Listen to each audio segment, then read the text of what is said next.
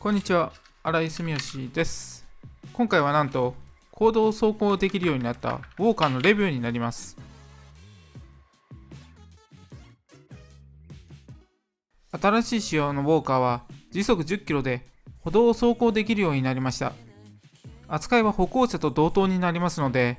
運転免許もヘルメットも必要ありません。ですが、15キロ仕様のウォーカーでは今まで通り公道の走行が禁止されています。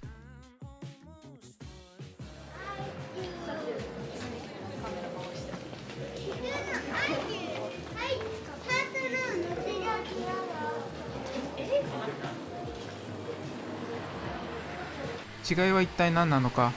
ではその詳細を見ていくことにしましょう。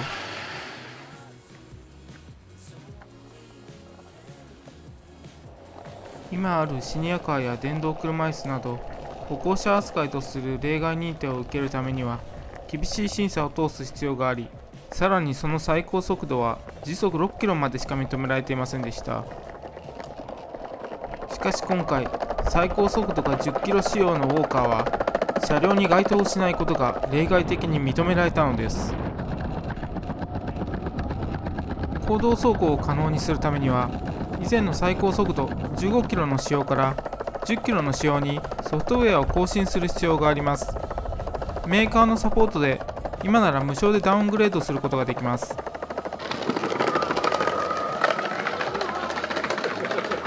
最初から公道走行が可能な10キロ仕様のウォーカーも新たに発売されました。10キロモード仕様、税込み21万7800円になります。この高価な値段設定が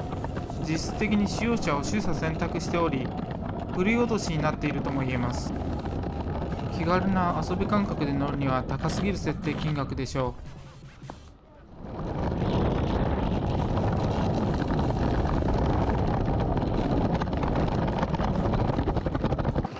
う。先ほどの場所と比べると目の粗い石畳、スピードに乗れば走行することはできますが、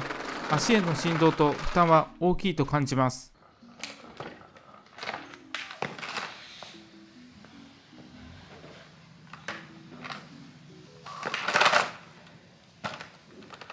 乗り始めるのに少しでもモーターが回転していないと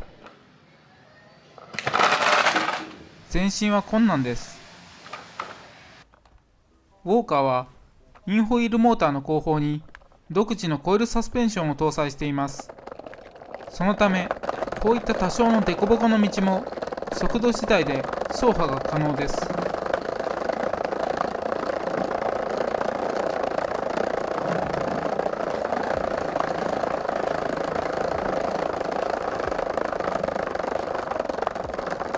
前方のセンサーからつま先を離すことで徐々にスピードが落ちていきます。しかしこれはブレーキではなくアクセルを離した時のエンジンブレーキのようなものです。その際に慣性によって体が前に飛ばされそうになるので、前方に転倒しないように慎重に減速していく必要があります。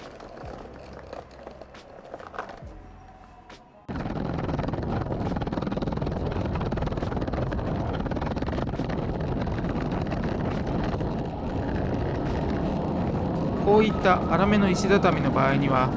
少しの回転のためにモーターのトルクを必要とするので、乗り始めることが困難になります。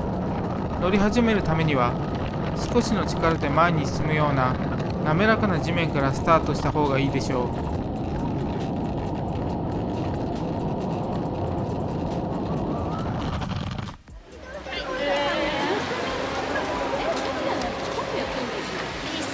あ、イエイ。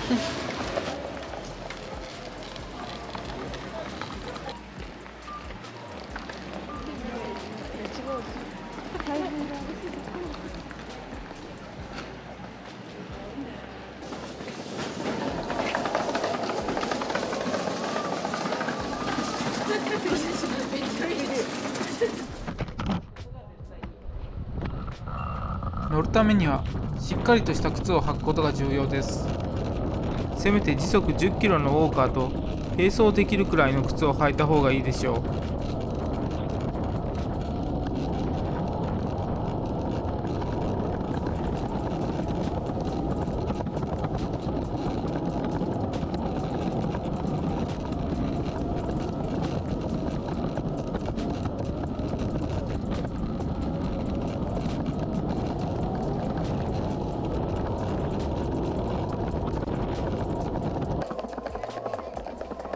足を乗せる位置は結構重要かもしれません。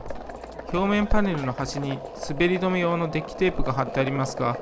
そのデッキテープが足の中心を通るくらいの位置がちょうどいいと感じています。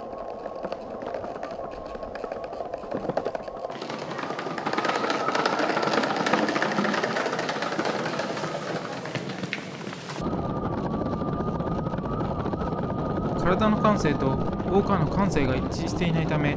その2つを一致させるようにしてバランスを取りながらスピードを加減速する必要があります。それを行うためにはある程度の基礎体力がなければ難しいのです。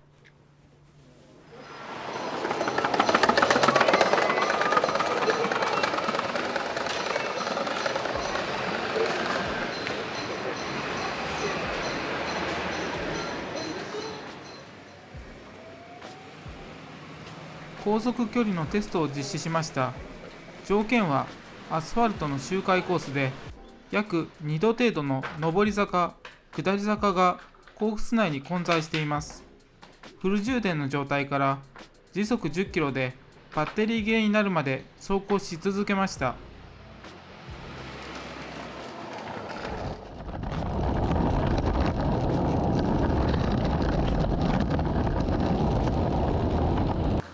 時速10キロで走行できなくなった時点で測定を終了しました。その結果は約35分間連続で走行することができ、その距離の結果は 5.8km でした。これを時速に換算すると約 9.9km/h になるので、妥当な結果が得られていると言えます。ぶっちゃけウォーカーは難しいと思います。歩いた方が疲れないかもしれません。確かに乗ることで歩かなくて済むようにはなりますが、その分他のことに体力を使います。傍から見れば楽そうにボードに乗って移動しているように見えますが、乗っている本人は常に前後方向の感性のバランスを取り続けなければなりません。言うなれば水鳥が優雅に水面を漂っている状態に似ていると言えます。水面下では必死に水かけをしているわけです。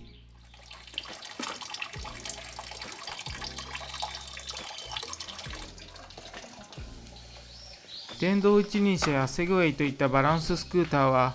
体の感性がそのまま車体の感性と一致するため、体力の消耗をせずに最小限の力で楽に乗ることができます。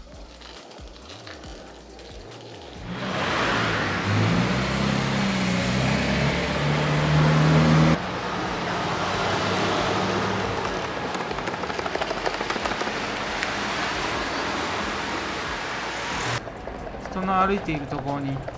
時速10キロで間を縫って走るということは結構厳しいと感じました。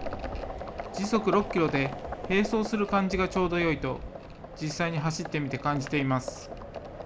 当然ウォーカーの扱いに慣れていない私自身のせいだということでもあります。一番の難点は扱いづらいウォーカーの運転だけで手一杯になってしまうため、周囲の交通状況にまで気を配ることができなくなってしまうという点です。車の操作は若者からお年寄りまで簡単に操れるようなものでなければ安全に運行することなどできはしないのです。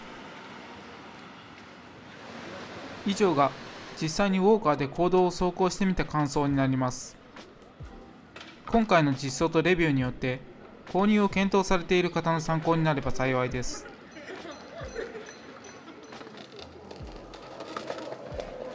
また次回の動画でお会いしましょう。新井住吉でした。